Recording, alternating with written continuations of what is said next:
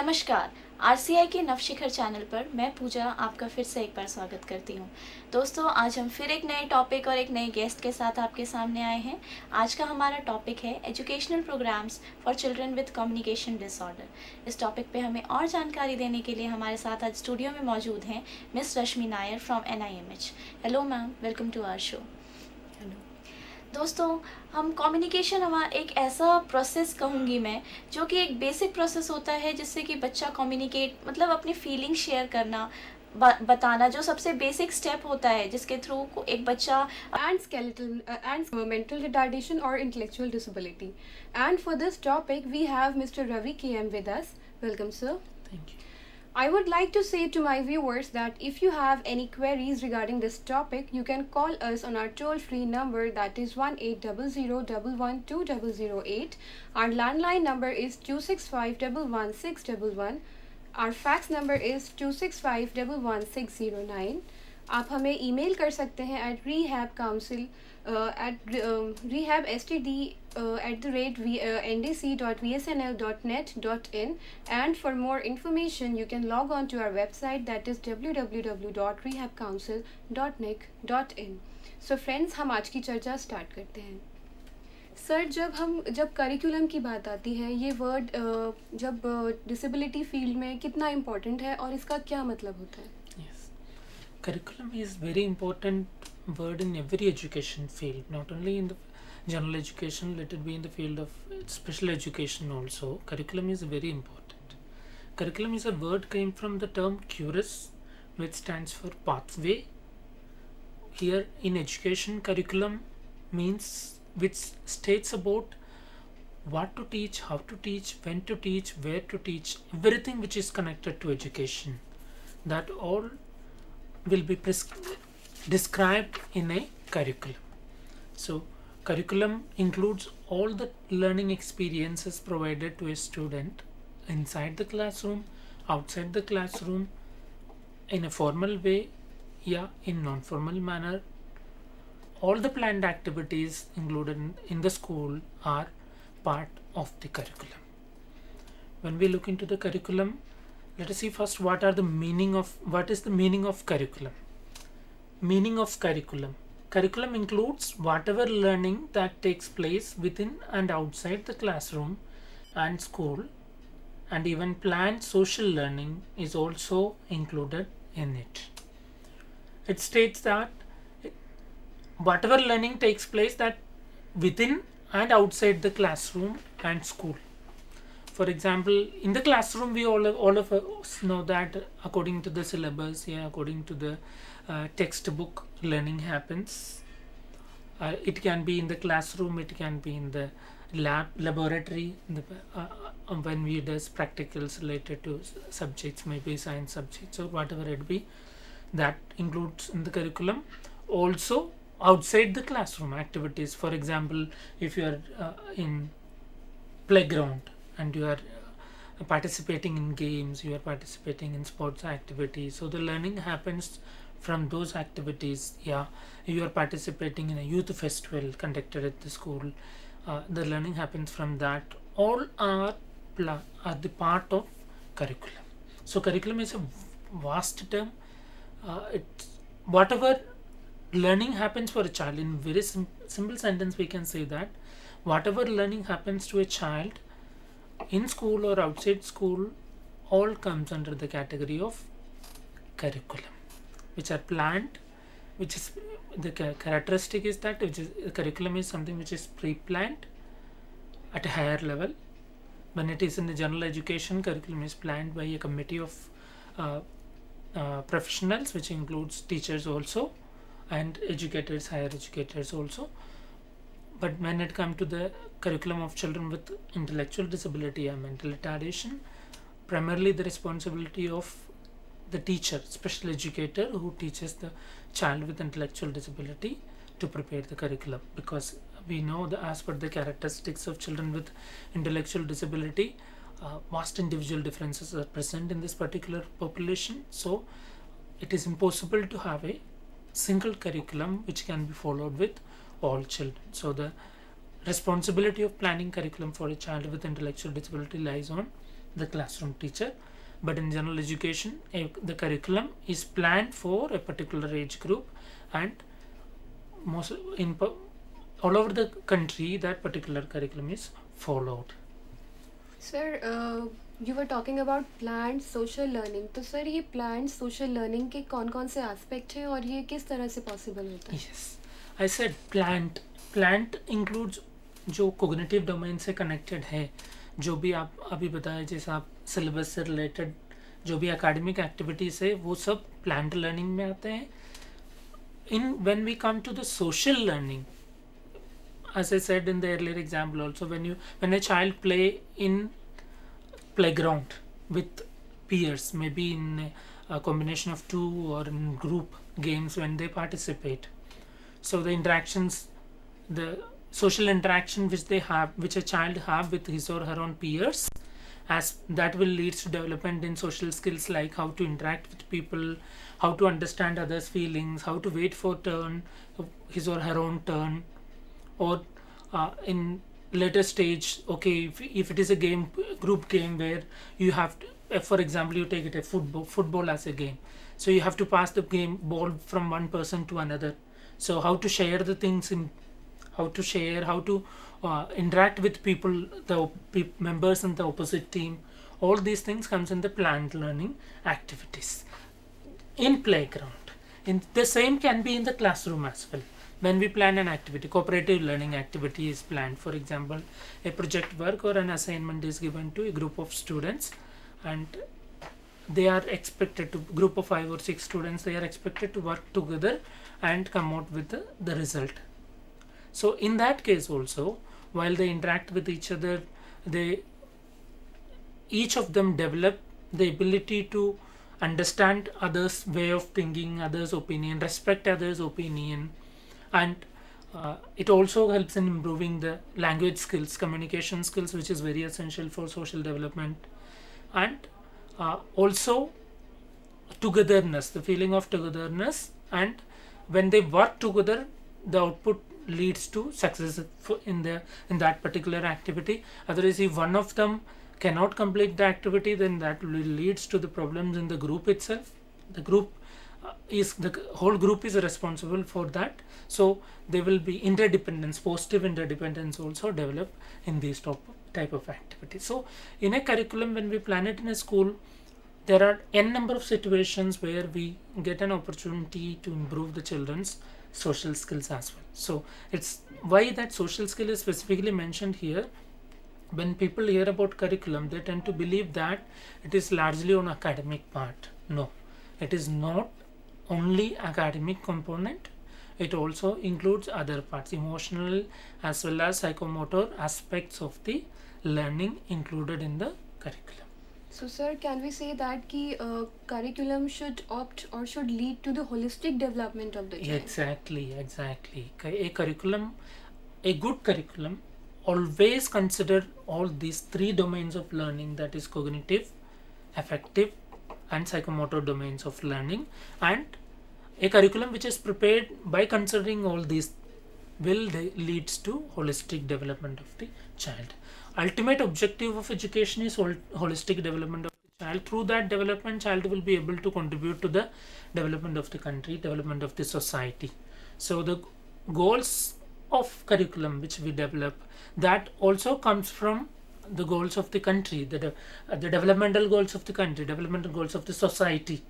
So the goals of curriculum and the goals of developmental goals of the country as society should match. What the country required at present, that should be reflected in the curriculum which is followed in that particular period in that country. For example, now we required more people who are proficient in information technology, who required most of the population, for example, most of the generation, the new generation, as the country is moving towards or developing in information technology way, wherever the maximum places we are using computer as a mode. So now the present curriculum, we have computer as a usage of computer as a paper, as a component in the syllabus, and from the school period itself it is included in the syllabus and made it sure that all the students are proficient in using of computer and are familiar with the information technology and related activity. So in this way always the curriculum goals are selected according to the need or the goal of the development of the country or society. Let us see the one definition of curriculum. Curriculum includes all the planned experiences provided by the school to assist the pupils in attaining the designated learning outcomes to the best of their ability. This definition is given by Nestle and Vance in 1967. The important word in this definition is all the planned experiences provided by the school to assist the pupils in attaining the designated learning outcome. Here those designated learning outcome can be explained in using Bloom's taxonomy, the 3 times cognitive, affective and psychomotor aspects. These are the designated outcome which is leading to holistic development of the personality of the child. So whatever activities are planned in the school aim to targeted to develop the children's personality, holistic development of the personality, that all comes under the category of curriculum. So syllabus is just one part of it. There are other activities which are planned. Co-curricular activities can be there. There can be youth festivals organized. There can be exhibitions conducted at the school. There can be sports fest which are organized at the school. So all these things are included in the curriculum. Now let us see what are the principles of curriculum development in intellectual disability, children with intellectual disability. Yeah, in general education, whenever we develop, what all the principles we need to follow. Principles of curriculum development. The principles are: 1. Goal oriented, age appropriate, level appropriate, up to date, creativeness, comprehensive, civic and social needs, individual difference. These are the principles. Let us see first the first principle, which is goal oriented. A curriculum need to be goal oriented. I just said goal oriented, where the goal of the curriculum should be in connection to the goal of the society or the goal of the country, developmental needs of the country. So accordingly the curriculum evolved from the developmental needs of the country, and the goals of those curriculum targeted towards the development of the country, and that skills which are essential to for the future development of the country in their mass population, that all should be reflected in the goals of the curriculum. I just said an example of information technology. In the similar way, the things which are essential for the future, that all should be included in the curriculum, reflected in the curriculum, and its goal should be, ultimate goal should be the holistic development of the child. Second is age appropriate. Appropriate to the age of the child. It is very obvious from this particular principle itself is that if you cannot teach a child of 5 years what you are teaching a child of 15 years, because the maturity level is different, cognitive developmental level is different, ability to understand abstract concepts will be different, as well as the contents which are taught to a child of 15 years required a level of prerequisite skills, and a child of 5 years age have a different level of prerequisite skills. So the curriculum plan should be according to the age of the child.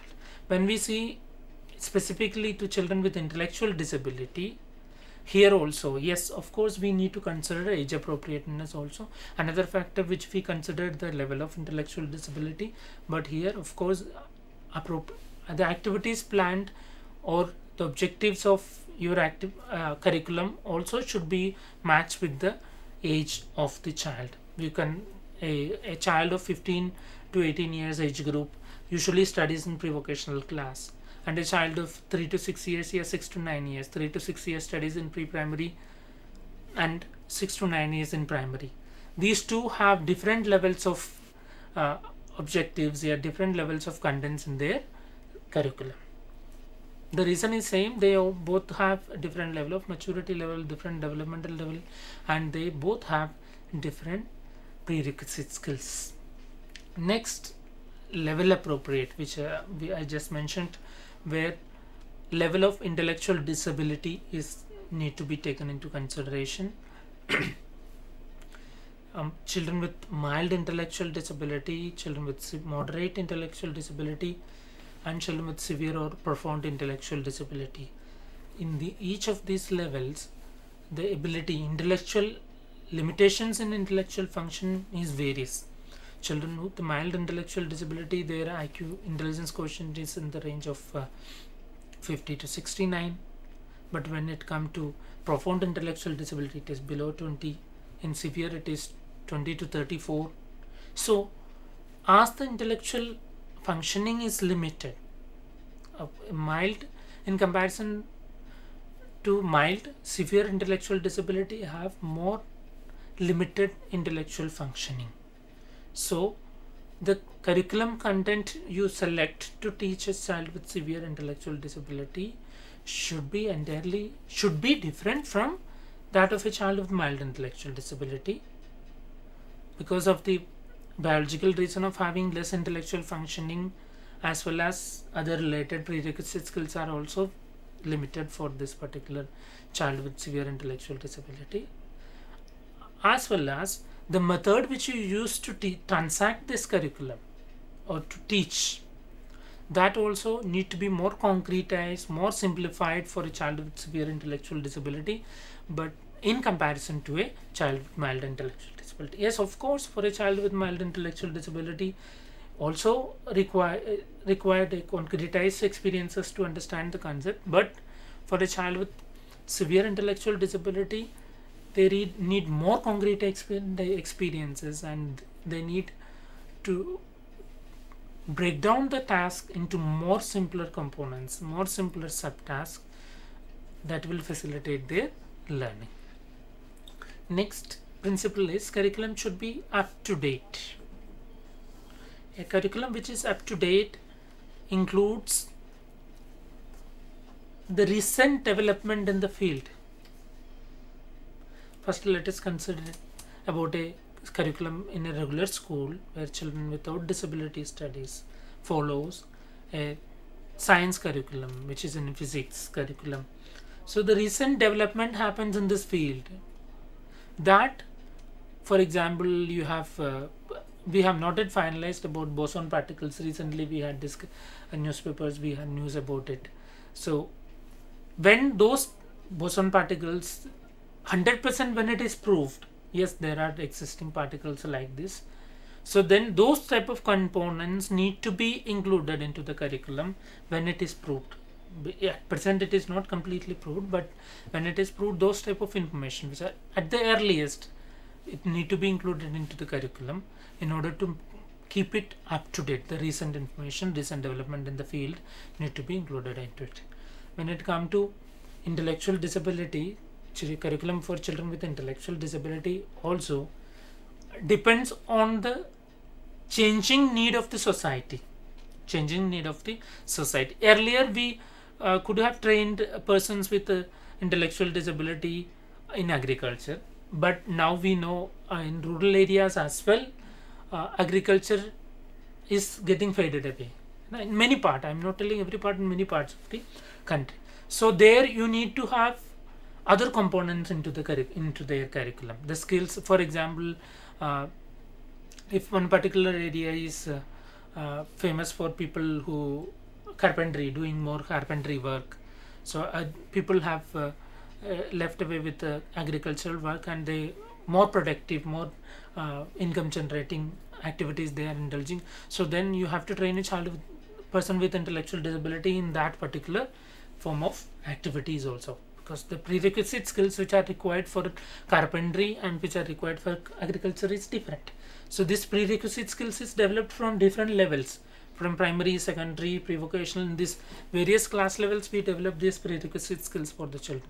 So those all need to be included. The skills which are essential for this particular activity need to be included into the different levels of the curriculum in order to keep it up to date, because social need is different, so you have to keep your curriculum also up to date.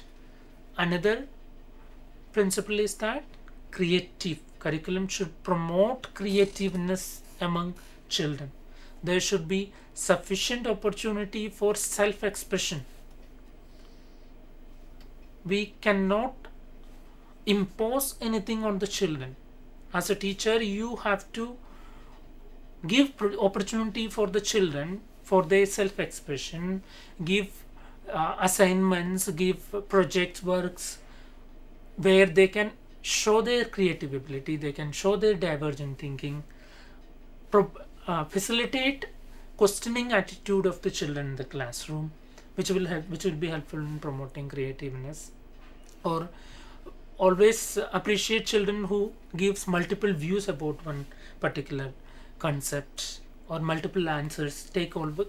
Facilitate, promote children to give multiple answers to a single question. So these type of, while not only in transacting the curriculum, as well as in deciding about the content to be taught. For example, the method to transact, that is, you may lecture method, largely used method was lecture method. Now we have more of when we have CC implemented, continuous and comprehensive evaluation, we have more projects are given to the children, assignments are given to the children, seminars are given to the children, presentations children need to make, they need to be part of group discussions in the classroom. So these all methods facilitate creativeness among the children. So as a teacher, your responsibility is that whenever children have different view, you have to appreciate that and try to help them, act as a facilitator in finding the answer to the questions. So sir, Yes. In other words, we can say that ki teacher must be enough flexible to entertain each and every aspect from the students. Exactly. कि students की तरफ से जो information आ रही है उसको entertain करने के लिए he or she should be enough flexible in nature. Exactly. We are moving towards constructivism in psychology. We are moving towards constructivism, where teacher have very less roles, passive role, not less, sorry, passive role teacher have to play. Teacher act as a facilitator in the process of constructing knowledge, where the students construct knowledge, you act as a facilitator, you guide them when they require guidance.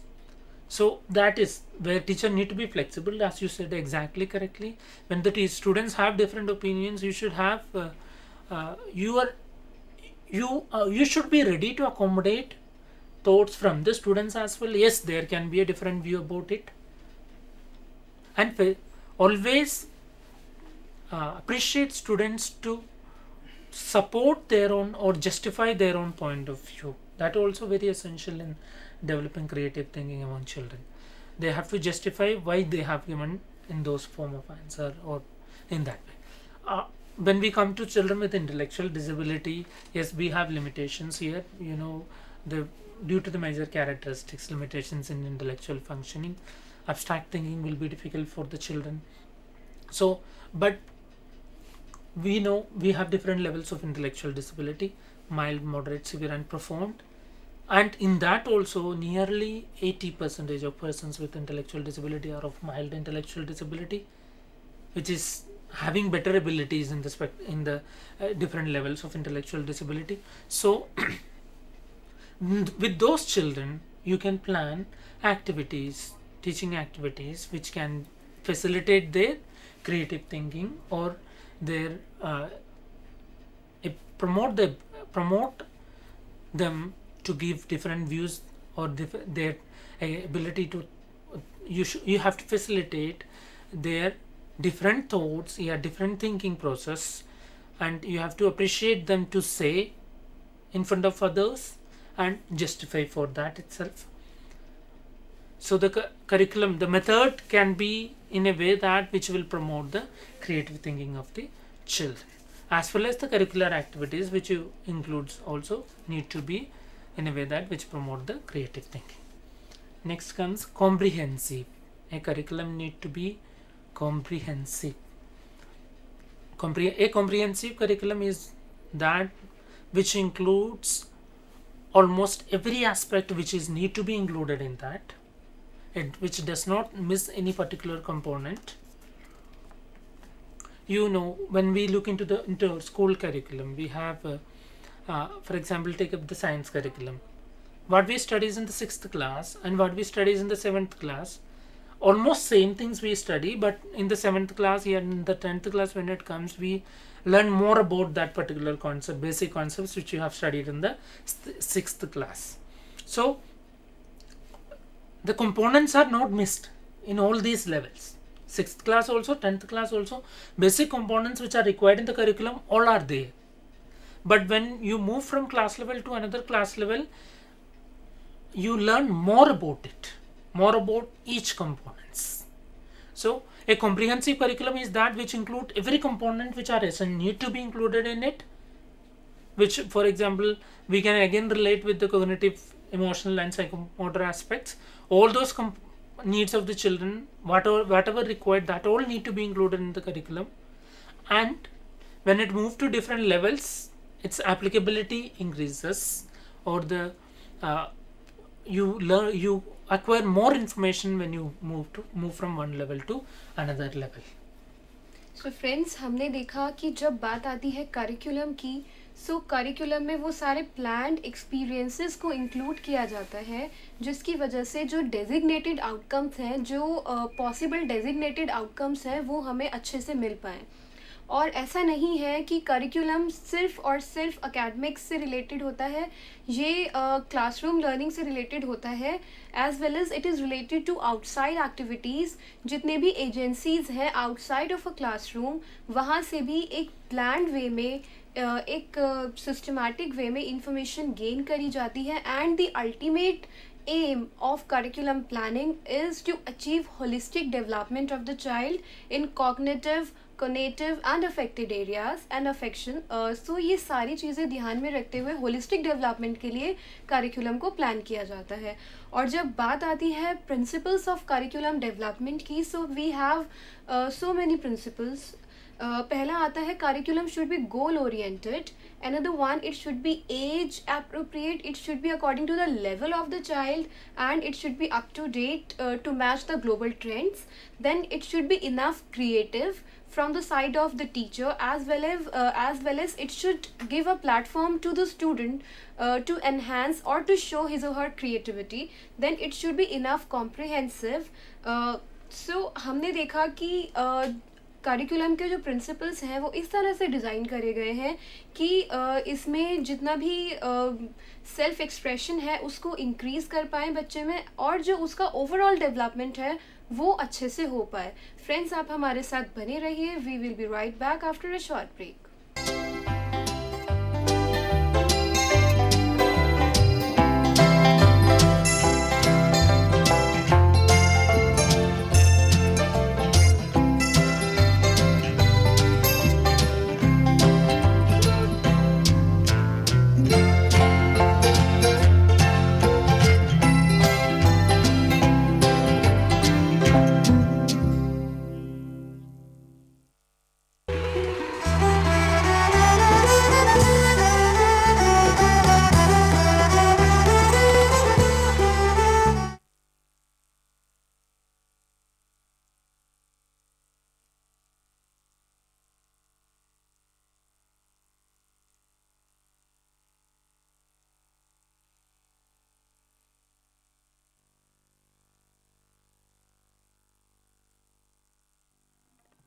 The chief handicap of the blindness is not blindness, but the attitude of seeing people towards them. आइए जानने और समझने की कोशिश करते हैं कि बधिरांधता यानी डेफ ब्लाइंडनेस क्या है. बधिरांधता एक स्थिति है जिसमें दृष्टिहीनता एवं सुनने की शक्ति में कमी आती है तथा जिससे विचारों के आदान प्रदान और रोजमर्रा की आवश्यकताओं की पूर्ति में समस्या उत्पन्न होती है। बलराम एक 9 साल का बधिरांत बच्चा है। वो एक प्री मैच्योर बच्चा है जिसका शारीरिक विकास उसकी आयु के अनुरूप नहीं हुआ था।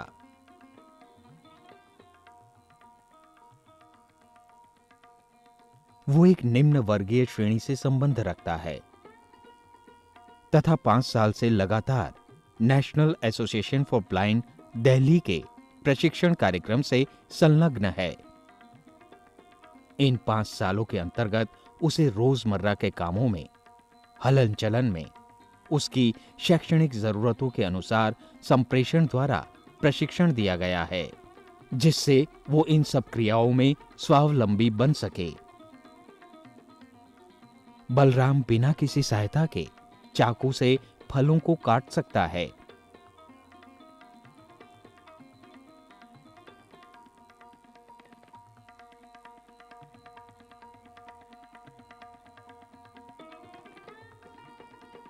उनके छिलकों को कूड़ेदान में डाल सकता है।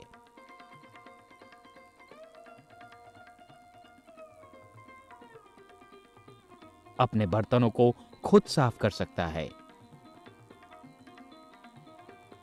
उन्हें सही जगह पर रख सकता है।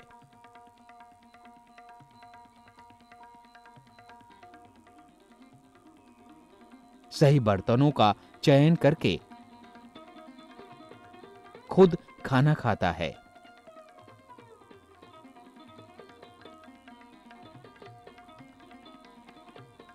एवं पानी की बोतल निकालकर पानी भी पीता है।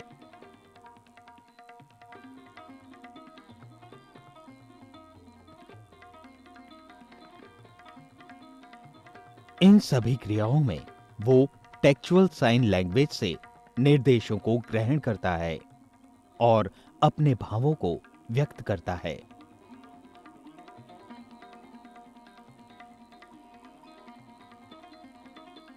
टेलर फ्रेम और ब्रेलर द्वारा गणित, पठन लेखन में भी प्रशिक्षण प्राप्त कर रहा है।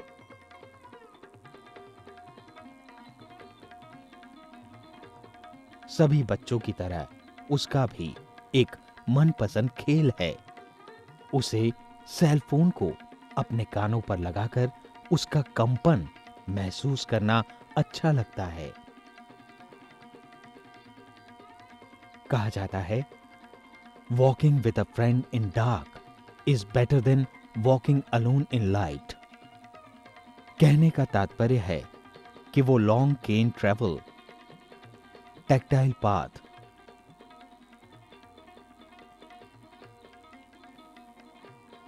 ट्रेलिंग और लैंडमार्क्स द्वारा हलन चलन में भी सक्षम है और व्यायाम संबंधी क्रियाएं जैसे ट्रेडमिल, स्टैटिक साइकिल का स्वचालन भी कर सकता है। कहा गया है, the best and most beautiful things in the world can not be seen or even touched, they must be felt with the heart.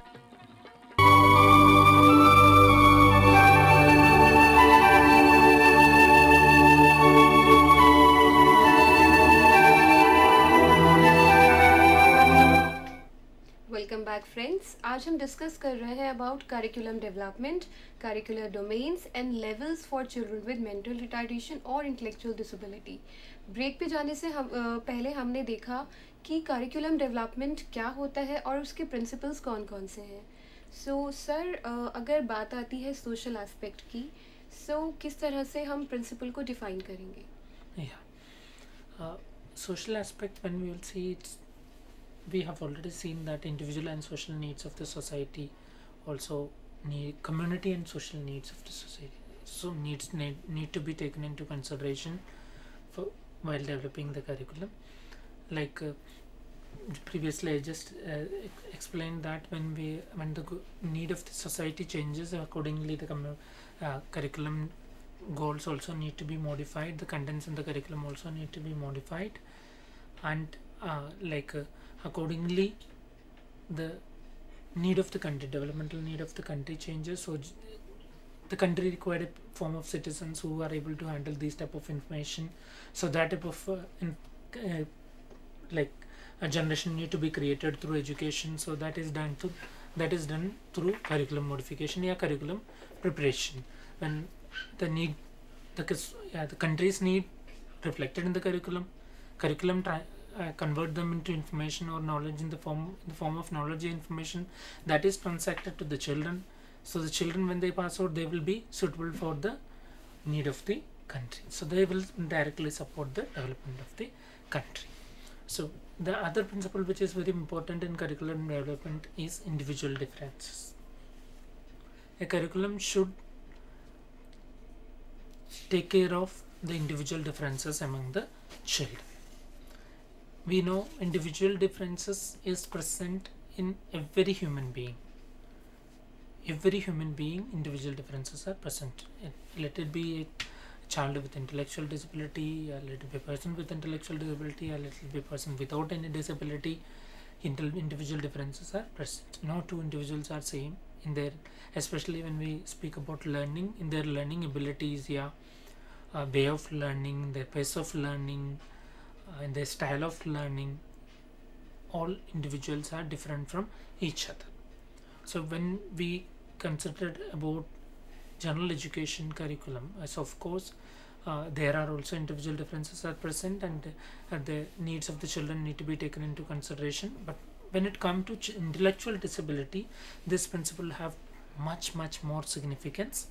The reason is that no two child with intellectual disability are same. Maybe their IQ may be same, they may having same level of intellectual disability, they may be of same age, they may be of same height, same weight, whatever it be, but their abilities are different. Their abilities are different in terms of learning. Their cognitive abilities are different, ability to thinking abilities are different, ability to comprehend abstract concepts will be different, their style of learning will be different. Some may learn better through visual inputs, some may learn better through auditory inputs, some may learn better through tactile inputs, some required a combination of all these. A multisensory approach is required. So their style of learning can be different, and the pace of learning, which is another important thing. A child may take a month to learn about counting. Another child may take 2 months to learn counting. Another may take 3 months to learn counting. So the pace of learning also varies from one child to another. These are the reason mainly which we plan individualized education program for a child with intellectual disability. Without an individualized education program, you cannot conduct an effective educational program for a child with intellectual disability. So in this IEP, individualized education program, all these individual differences are taken care for the child, because the program is planned while the current level of the children are something which is entirely different from one to another. So the selected objectives are according to the need of the child, and the teaching method which is used for one child and another child are different, because what is effective for one child may not be effective for the other child. And the way which you teach, the pace at which you teach, pace at which they learn can be different from one child to another child. And the teaching learning materials used for one child to another, it can vary, because some children may require attractive teaching learning materials, some may require materials which are less stimulating. Children who are overstimulating with colors, they may require materials in black and white shades. So individual differences are vast. In almost every aspect of learning, you can see differences in children with intellectual disability, one child to another. So an appropriate curriculum planned for a child with intellectual disability always need to consider this individual differences. Sir can we say that कि individual differences में जो culture के level पे जो differences आते हैं वो भी हम इंक्लूड कर सकते हैं, या फिर एक बच्चे को जितनी अपॉर्चुनिटीज़ दी जा रही हैं उतनी अपॉर्चुनिटीज़ दूसरे बच्चे को नहीं दी जा रही हैं, जितना स्टिमुलेटिंग एनवायरनमेंट एक के पास है उतना दूसरे के पास नहीं है. So these all things are, can we consider this in individual differences? Yes, of course, this all comes in. First, let us see, as we said, cultural differences. India is a multicultural society. India have from one state to another state. Within the state, one area, one particular area to another area, there are differences in the culture. There are differences in the way of dressing. There are differences in the language which they use to communicate. There are differences in the food which they have. So yes, these differences, and within the states like this, within the country like this, from country to country there are differences. India, and you consider about a European country, there are differences in the social skills which the child need to acquire. There are differences in the language which child need to communicate. There are differences in the food which they have. There are differences in the dressing style the person follows. Yes, these all can be included in the purview of individual differences, because one curriculum which is planned for India cannot be same as it is. You may not be able to use it in US, or vice versa, because their needs are different, here needs are different. The other country is a developed country, this is a developing country, so the curricular contents need to be different, and the way of transacting will be different. So the curriculum cannot be same for two different countries. In the same way, the curriculum contents cannot be same for two different countries. For example, in case of children with intellectual disability, we wearing a coat and tie is maybe a very essential skill which is required for a child with intellectual disability in a country like European countries or American countries. But for India, child belongs to India, that particular skill may not be required, but he or she may be able to wear shirt and pant, button the shirt. These all the skills are very essential for a child who is from India. But at the same time, for a child from US or any other developed country, it may be wearing a coat, wearing a tie, wearing a shoe. But a child from belongs to a rural India, child may need not to have a skill of wearing shoe, because wearing shoe is not a regular practice in rural areas of our country.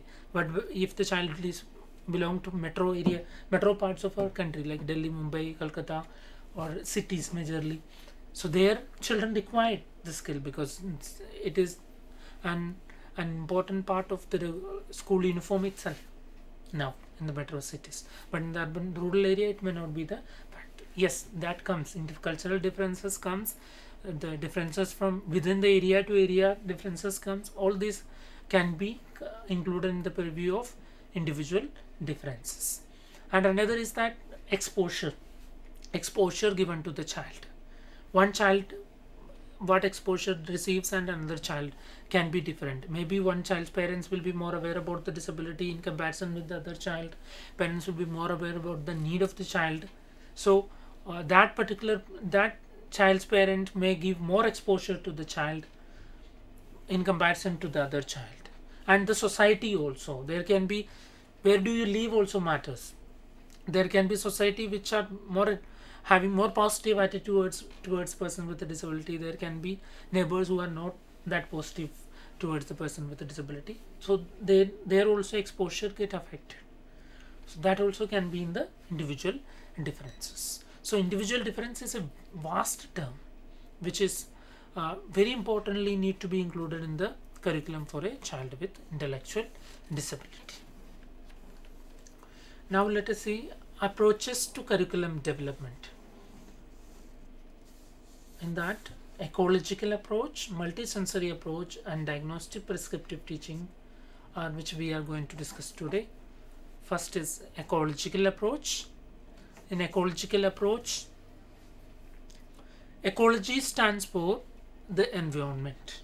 Ecology stands for environment.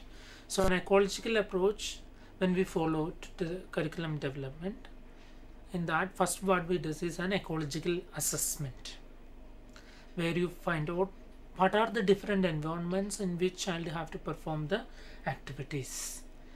Basically, the environment can be home, school, and neighborhood. So at home we have different sub environments.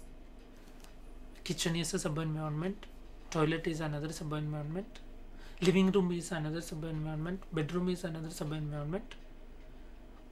In the school, classroom is a different sub environment, playground is another sub environment. So in all these sub environments also, in all this environment and sub environment, we need different skills to perform or different skills to adapt to those situations. For example, at home, if we take it, what skills children required in kitchen and what skills children required in toilets are different. What skills children required in kitchen and what skills child required in bedroom are different. Bedroom child need to learn to make bed, folding of clothes, but in kitchen child may need to learn about washing utensils, washing vegetables, cutting vegetables, preparing tea, coffee. Depends on the age level of the children. Skills may change.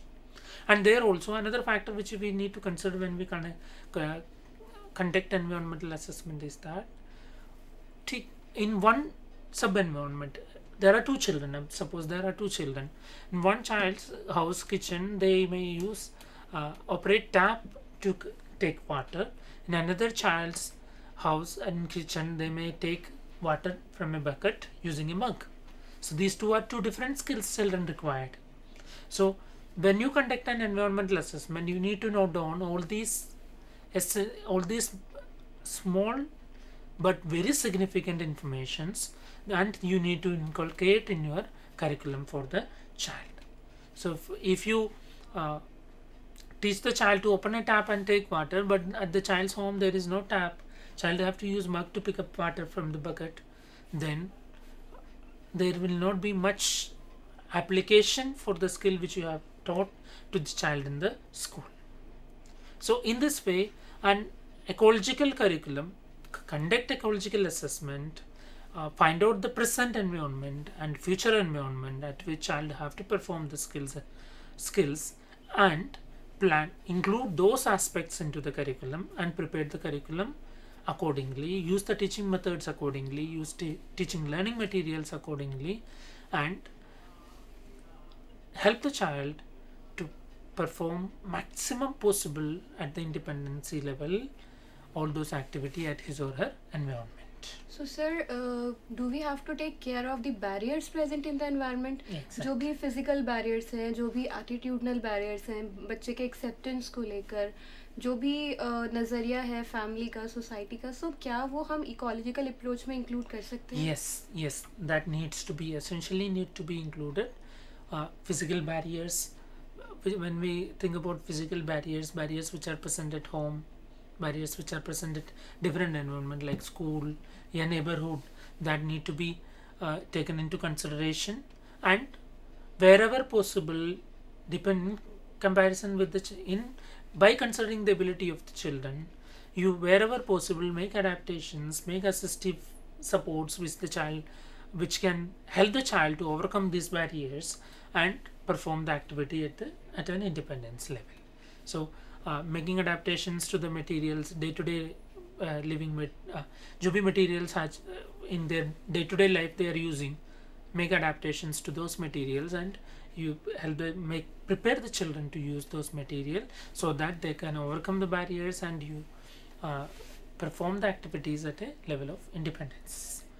Yes, and another is that attitudinal barriers which are present in the society. When we think about the environment, attitudinal barriers present in the environment, first comes school and home, because which are the immediate environment for the children. In school, there can be other family members, maybe grandfather, grandmother, or any other family member who have negative attitudes towards the disability. Through that, there can be negative attitudes towards the child with a disability, which is hindering the child's development or child's learning. So in that case, yes, of course, as a teacher, you have the responsibility to have counseling sessions to the family members. You have to speak to the particular family member, yeah, to individually as well as in group, and find out what are their worries and guide them appropriately. That is also very essential. Next comes multisensory approaches. In multisensory approach to curriculum development, where usually in teaching, hearing and vision is largely used, especially in general education. Hearing and vision is largely used for teaching as well as learning. In a multisensory approach, where other senses are also included into the process of curriculum transaction.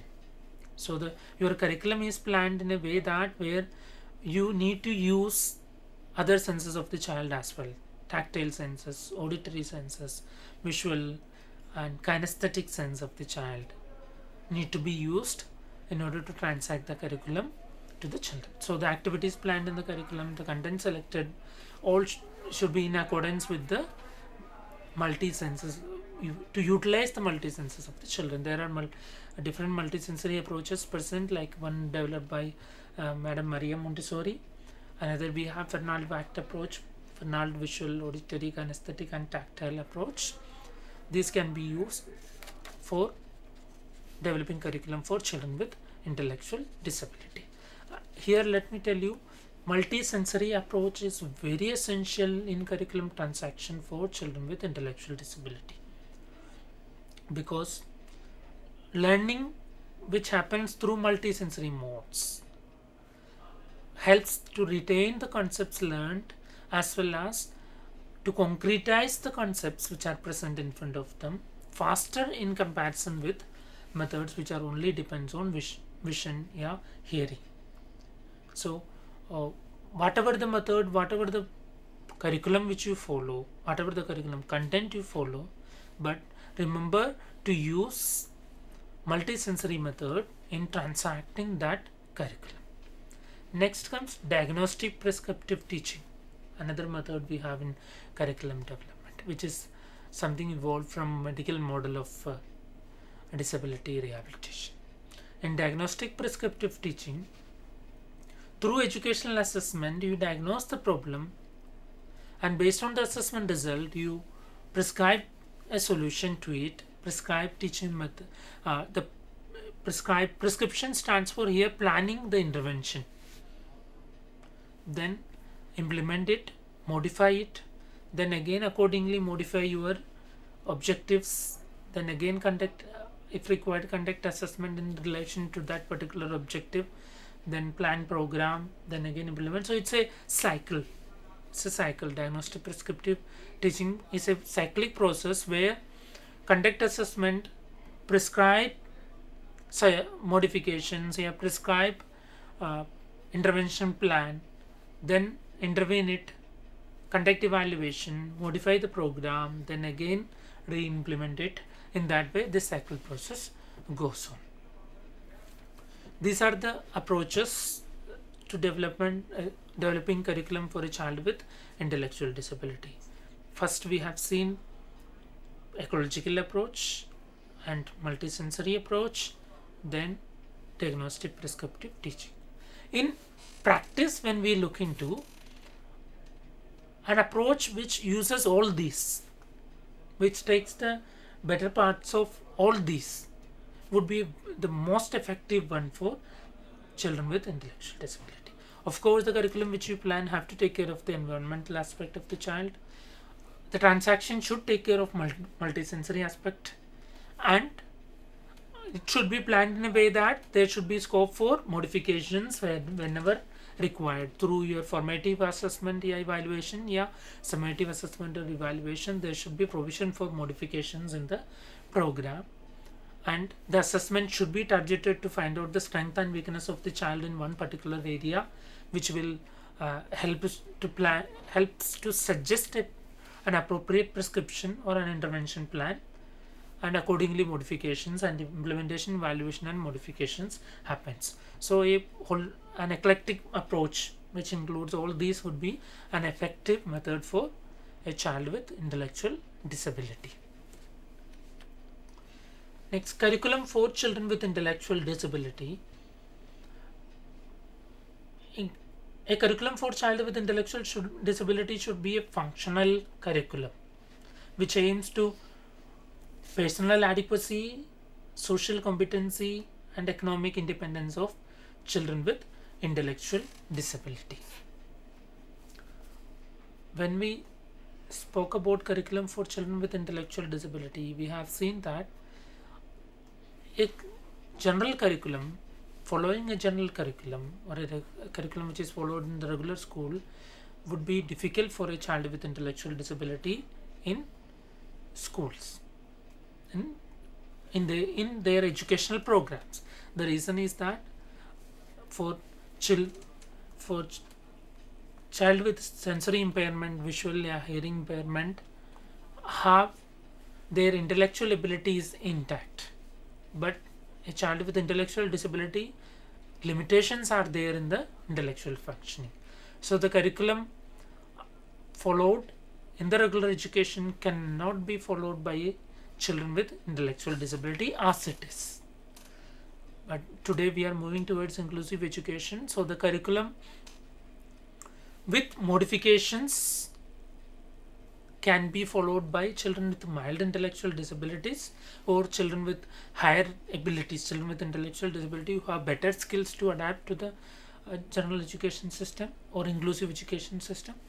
But when we come to other children with intellectual disability required a functional curriculum. A functional curriculum is which includes the activities which are essential to function independently in the society. These activities which have applications in the daily life of the child, those are included in the functional curriculum, which aims to develop the personal adequacy of the children, personal skills which include different self-help skills such as toileting, bathing, eating, drinking, brushing, grooming, dressing, etc. And social competency of the children. In social competency also includes communication skills, expressive, receptive language skills of the children. And next is economic adequacy. Economic adequacy stands for at last make the child to be independent, to earn for themselves, to earn for their living. So achieving a vocational independency. So these are the main objectives of a functional curriculum, and these components will be included in a functional curriculum. So friends, हमने देखा कि जब approaches की बात आती है, approaches to curriculum development में, so grossly we have 4 type of approaches. First one is the ecological approach. Ecological approach, जैसे कि हमें इसका नाम ही बता रहा है, we have to consider the immediate environment of the child. बच्चे का जो होम एनवायरनमेंट है, जो उसका स्कूल एनवायरनमेंट है, जो उसका पीयर ग्रुप है, जितने भी एनवायरनमेंट में वो मूव कर रहा है, वो सोसाइटी में, कम्युनिटी में जा रहा है. So we have to consider each and every aspect of that community and society, and we have to consider the barriers present in the society. हमको जितने भी बैरियर्स हैं उन सबको एलिमिनेट करके और उसका जो एनवायरनमेंट है उसको मॉडिफाई करके मैक्सिमाइज करना है लर्निंग को in ecological approach. Another one is the multi sensory approach. Multi sensory approach हमें बताता है कि जितने भी उसके सेंसेस हैं, जो मैक्सिमम कैपेबिलिटी है उसकी visual, auditory, kinesthetic and tactile sense की, वो सारी कैपेबिलिटीज़ को हमें इंटीग्रेट करके कंबाइंडली यूज़ करना है to maximise the learning outcome. Multi sensory की बात करें तो इसमें Maria Montessori approach as well as VAKT approach आ जाता है. Then another one is the diagnostic prescriptive teaching or diagnostic prescriptive approach. इसमें first we have to diagnose the problem actually है क्या, वो कैसे हुई और वो किस डायमेंशन की है, हमें पहले वो देखना है. वो सब ध्यान में रखते हुए we have to prescribe the best possible method to eliminate the problem को ख़त्म करने के लिए जो बेस्ट पॉसिबल वे है हमको उस तरह से प्लानिंग करनी है. देन अगर हमको एक इफ़ेक्टिव करिकुलम प्लान करना है तो हम कंबाइन कर सकते हैं इकोलॉजिकल अप्रोच को, मल्टी सेंसरी अप्रोच को and of course diagnostic prescriptive teaching को, so that an eclectic approach जो इन सबको कवर अप करे वो वजूद में आती है। एंड एक्लेक्टिक अप्रोच जो है वो ग्लोबल अप्रोच है, वो एक होलिस्टिक अप्रोच है जिसके थ्रू हम जो अल्टीमेट डेवलपमेंट है चाइल्ड का वो हम अचीव कर सकते हैं। फ्रेंड्स, आप हमारे साथ बने रहिए। We will be right back after a short break. This is Aparna.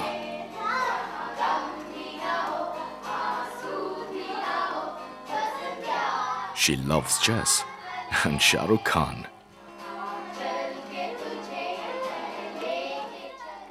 Her best friend is Swati.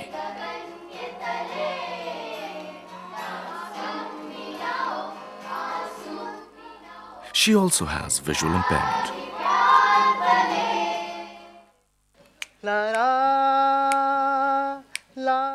This is Neeraj.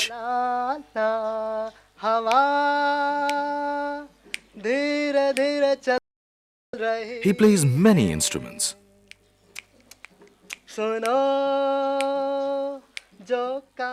He loves Mohammad Rafi and cricket.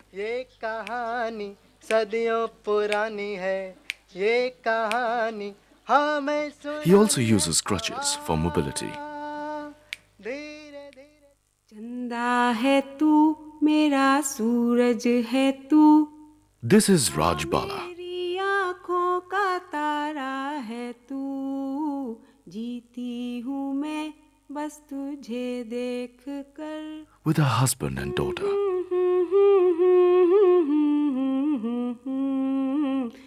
She loves cooking and watching TV. सूरज है तू आ मेरी आँखों का तारा है तू She also has cerebral palsy.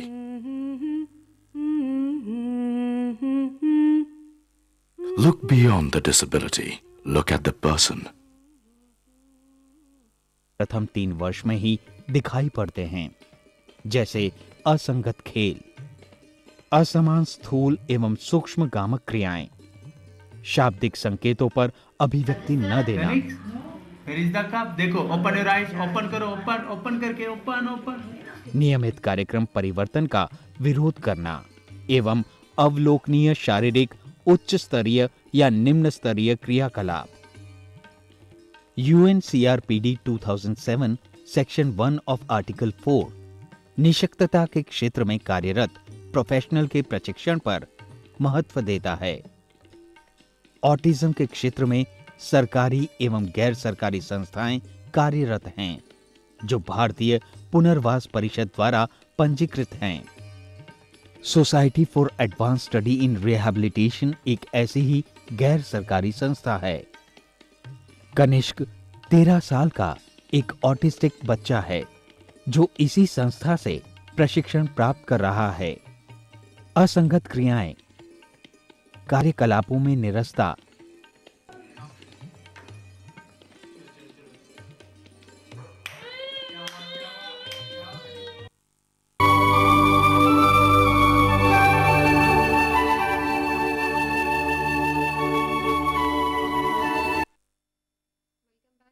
Today we are discussing about curriculum development, curricular domains and levels for children with mental retardation or intellectual disability. Break पे जाने से पहले हमने डिस्कस करी थी अप्रोचेस एंड फिर हमने देखा कि एक फंक्शनल करिकुलम कितना इम्पॉर्टेंट है. I would like to remind our viewers that if you have any queries regarding this topic, you can call us on our toll-free number that is 1800112008. हमारा landline number है 26511611. हमारा fax number है 26511609. आप हमें email कर सकते हैं at rehabstd@ntc.vsnl.net.in पे, and for more information you can log on to our website that is www.rehabcouncil.nic.in. Sir, अगर हम बात करते हैं एक करिकुलम की, एक होलिस्टिक करिकुलम की, तो उसके क्या क्या डोमेन्स होने चाहिए? Yes. Each of these curriculums need to have basically, if you ask for domains, it can be divided into many parts, actually, many parts. But in order to make it more comprehensive, we can divide it into divide it into 5. They are personal, social, academic, occupational and recreational domains. In personal, again, as I said, there can be many other you can divide into many other subdomains, which include self-help skills, different self-help skills like eating, toileting, drinking, dressing, bathing, brushing, etc. Many other things can comes into the motor activities also. Motor skills also can be included into the personal domain of a curriculum. So let us see the domains in detail. The domains are personal, social, academic, occupational and recreational. In personal domain, it includes self-help skills, motor skills. In self-help skills, it includes eating, drinking, toileting, brushing, bathing, etc. In motor skills, both fine motor and gross motor activities includes in this.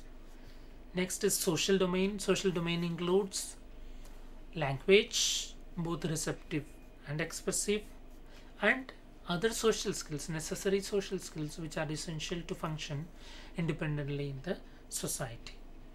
Next comes the academic skill domain. Academic domain for children with intellectual disability is what we follows is functional academics.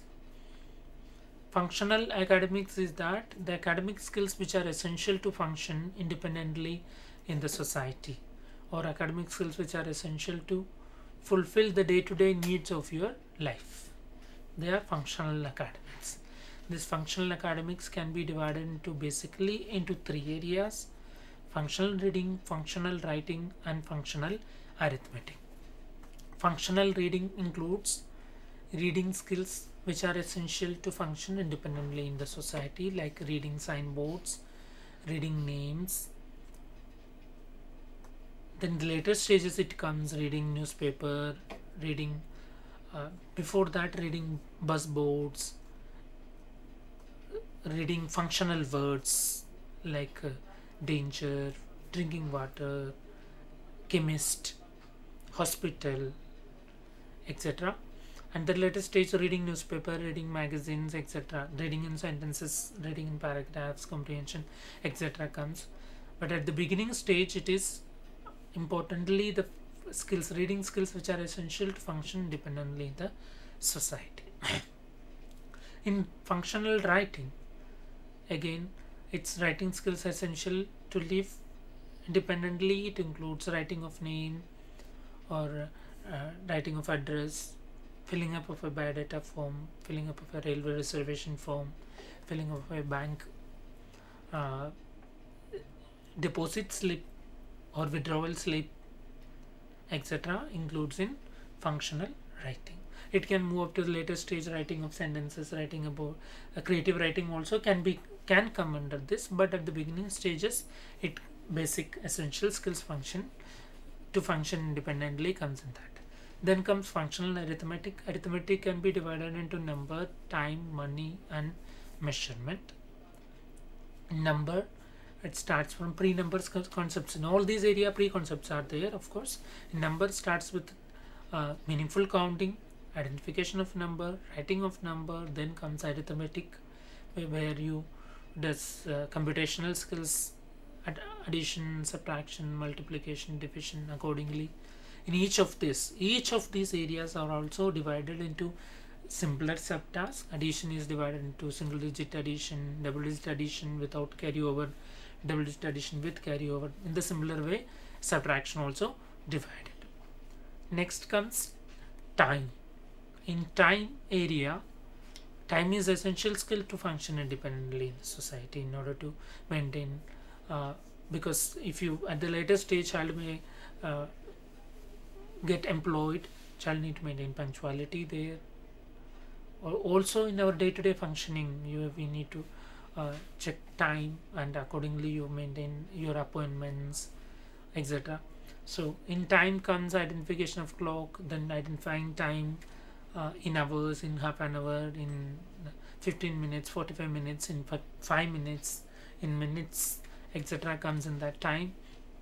And also it includes like look, calendar, where seeing calendar and tells what day is today, what is the date of this particular day, and year, months, name of weekdays, etc. also comes in time area. Then comes money. Money skills are very essential to function dependent in the society. You may, while you travel, you may need to use money skills. While you shop, you need to use money skills. So in our daily life, we use a number of times our money skills. So those skills included in the money area. And next is measurement. Measurement starts measuring using cups, measuring using mugs, etc.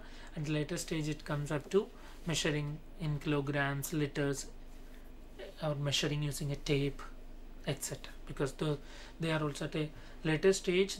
Those skills are also essential to adapt accordingly to the social needs. Next, after this academics, it comes the occupational area. Occupational includes, basically it includes cooking, shopping and housekeeping skills, which are essential for any human being, because every human being are a social being. They have, when they are at home, they have to take care of their home.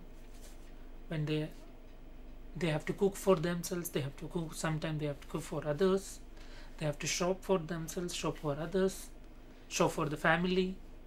So those skills which are essential in cooking, shopping and housekeeping area are included in the occupational domain. So sir, can we say that कि occupational skills वो skills हैं जो survival के लिए important हैं? Yes. These all are survival skills. Yes. Occupational skills are very essential to survive in the society.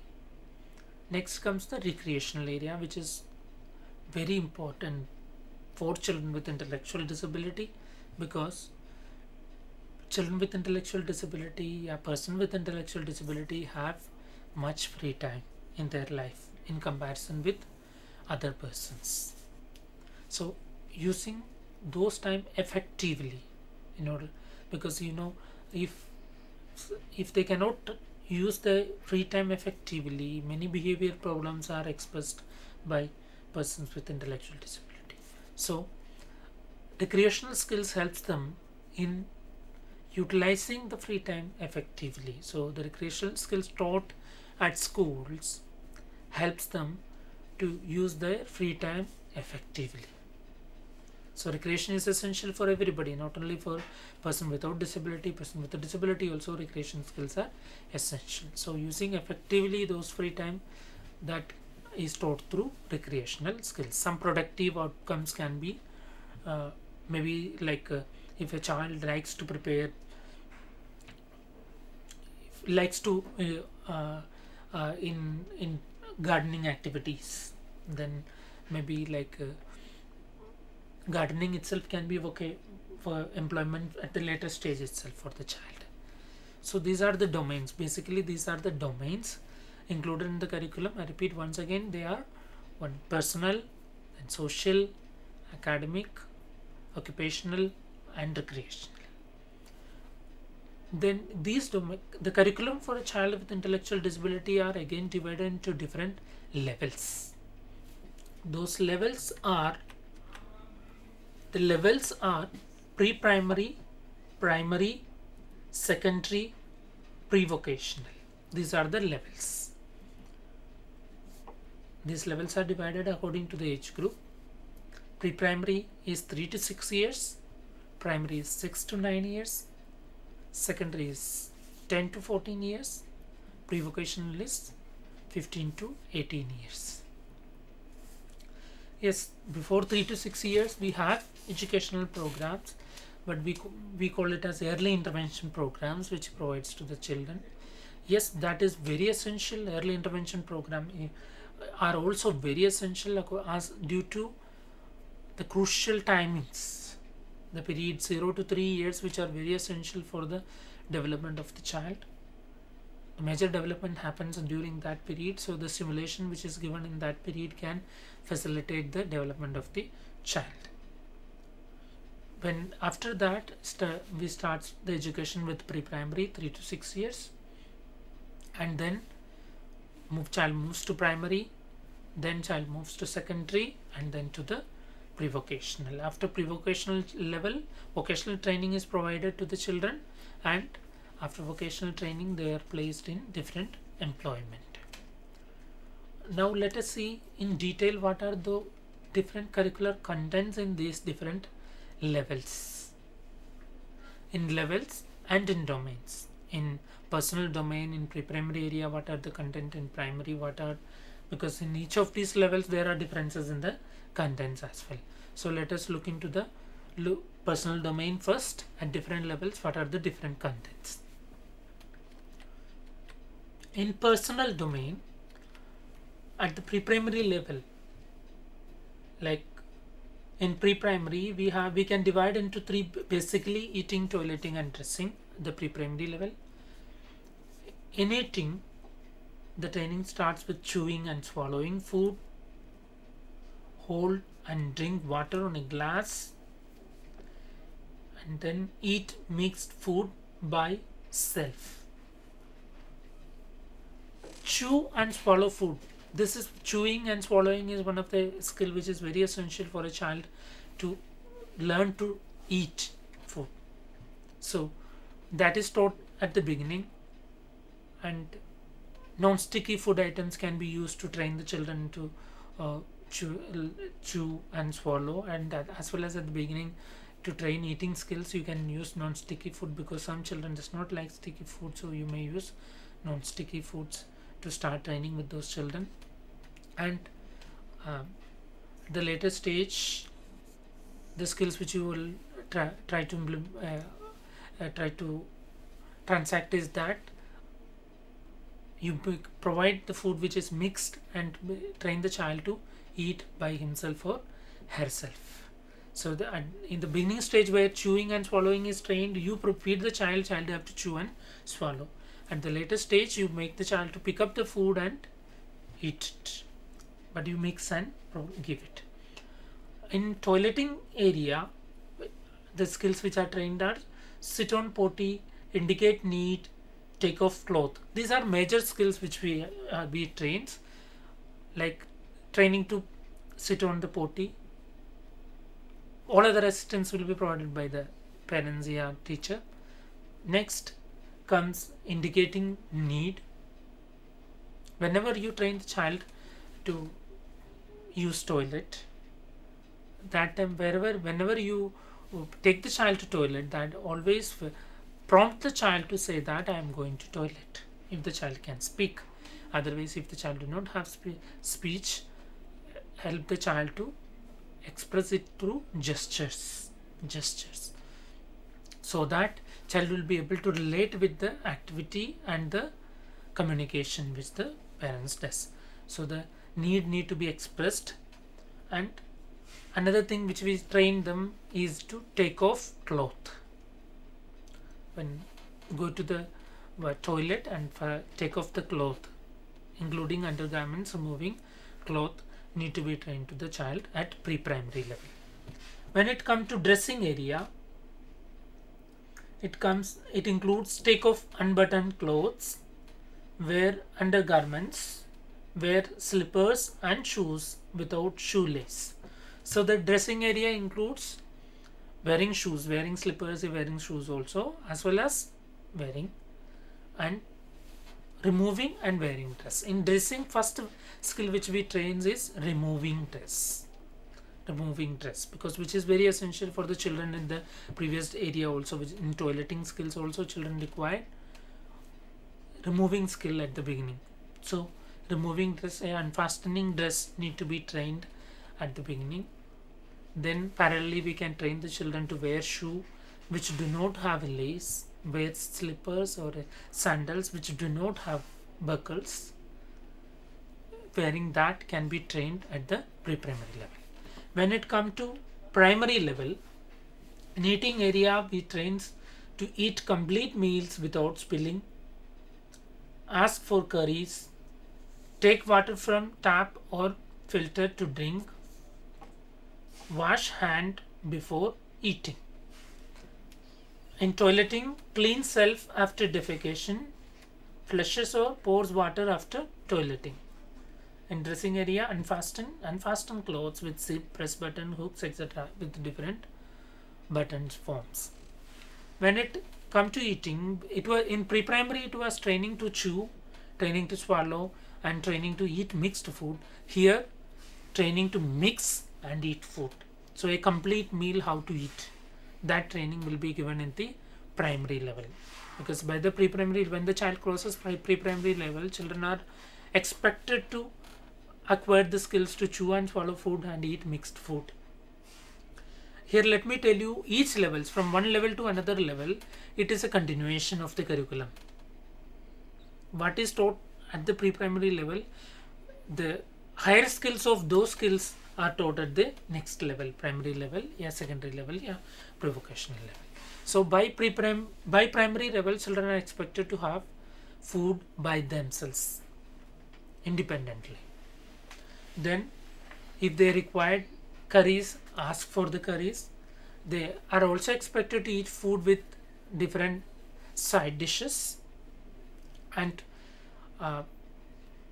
there at the pre-primary level, drink water. Here, take water from a tap or take water from a filter and drink it. That is the skill which is taught at the primary level.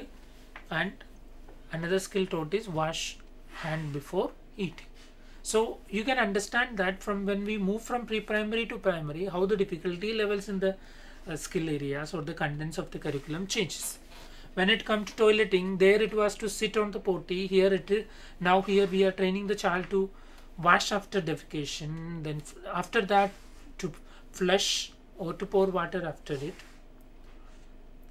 Then when it comes to dressing area, it is unfastening different clothes. First you teach us unfastening and removing clothes which have hooks, clothes which have zips, clothes which have buttons, shirt buttons, clothes which have press buttons.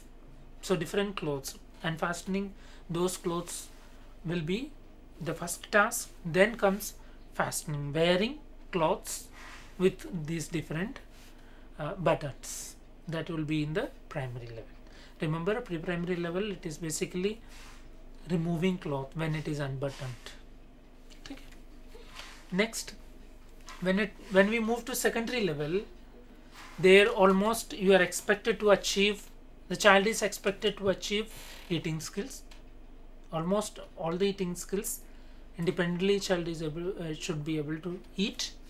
Then comes in eating area, eating outside, eating in social functions, eating at a restaurant, ordering food at a restaurant, eating different types of food. Those all comes at the secondary levels. This eating outside, eating in a restaurant, etc.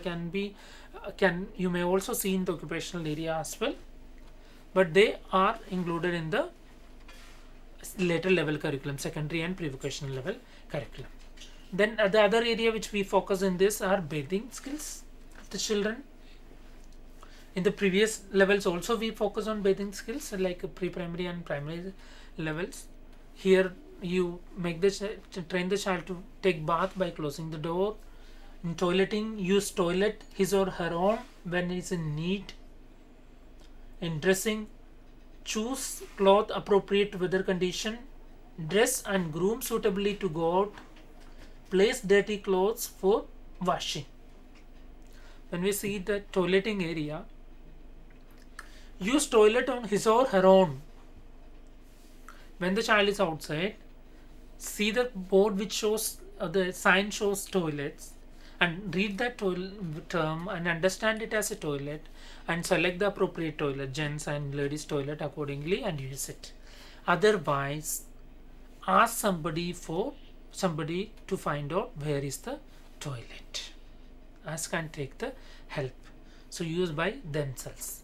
That children are expected to achieve that by maximum by secondary level. Next, in dressing area comes choose appropriate clothes according to the situation. You are going for a marriage, so which type of clothes you are wearing? You are going to going to school, which type of cloth you wear, so you have to wear uniform. But in a marriage function, you may wear more a different clothes which is more colorful and more attractive clothes you may wear, and depends on the weather conditions also. For example, you wear cottons in summers, you wear woolens in winters. So accordingly, depends on the season also, children should be able to select the cloth. That should be taught by secondary level. And then comes place dirty clothes for washing, then dress by themselves and groom by themselves in order to go out. सो हमने देखा कि किस तरह से अगर